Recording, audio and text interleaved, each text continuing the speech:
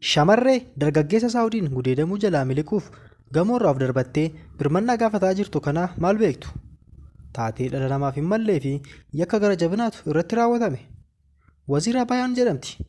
Shamarree ol adeemtuu Harargee Bahaa Aanaa Dadar irraa karaa seeraan alaa gara Saawud Arabiyaa deemuun akkuma shamarran kaanii jireenya mo'achuuf carraaqxudha. Akkam jirtu maatiiwwan lammii Global Media nagaan waaqayyoo isiniif haa baay'atu jecha har'a waa'ee shamarree Gudeeddii baqattee gamoorraaf darbatte kanaa isin biraan geenya.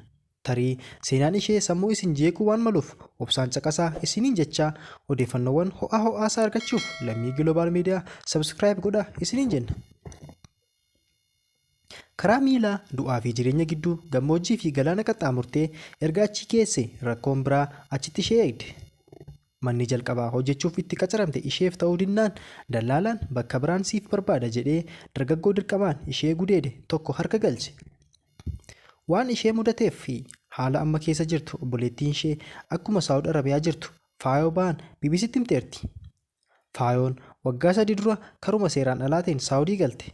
Akka carraa bakka itti hojjettu mana taatee hojjettu kanatti carraan akkasii waan ishee hin mudanneef obboleettiin ishee quxisuun illee akkuma isheetti hojjettee ofii fi maatii ishee gargaaruuf gara Saawudii dhaqxe. Jalqaba na bira dhuftee wal arginee dallaalaan tokko mana hojii tokko ishee galche. Erga xiqqoo hojjettee naaf ta'uu dide mana biraatti qacaramuu barbaada jettee dallaalaa beeknu tokkotti himne jette Faayoon. Dallaalichi garuu bakka isheen hojjettu utuu hin taane shababaatti yookaan dargaggeessa geessa jette. Akka isheen jettutti namni kun hojiif utuu hin taane humnaan gudeeduuf dallaalaa waliin waliif gale. Waziiraanis obboleettii isheetti bilbiltee haala rakkisaa keessa akka jirtu itti himte. Faayoon dallaalaa ishee geessetti bilbiltee akka tattamaan achi ishee baasu itti himtullee dallaalichi bilbila narratti cufate jetti. Achiin booda ture waziiraan dirqamaan gudeedamuun itti hammaatee jalaa miliquuf fooqii sadaffaarraa lafatti kan of darbite. Dallaalichi geesse shabaaba Arabaatti gurgurate. Inni itti taphachuuf yookiin gudeeduuf jennaan natti hin taphatu jettee of darbite jette.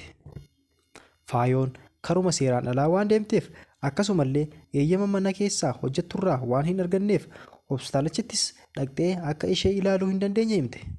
Haa ta'u malee karaa nama biraatiin quunnamtee wal'aansa argata akka jirtu mirkaneeffatte. Qaamni ishee hedduu caccabee ture jetti.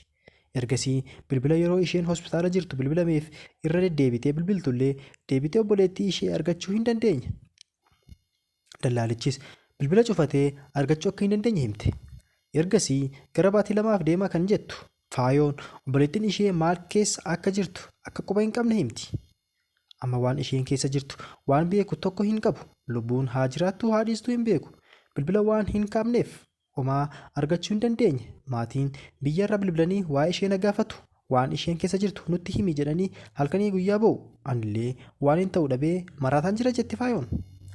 Taateen kun raawwatee baatii 2 ta'uuf ergasii waa'ee ishee odeeffannoon isheen qabdu akka hin jirrellee himte.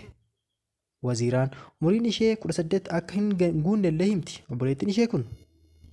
Shamarran biyyoota Arabaa hojjetan hedduu irratti rakkoo wal fakkaataa fi miidhamni adda addaa kan hojjechiiftota isaaniin irra ga'u ta'uu himatu. Dabaloonni biyya keessa jireenya fooyyeen akka jirutti guyyoomsanii baasu. Erga achi gahaniis sababa kanfaltii argataniif jecha mana tokko baasanii kan biraa galchuuf taasisaniin shamarran hedduun gudeeddii ajjechaa fi miidhaa qaamaa qalbiif saaxilaman hedduudha.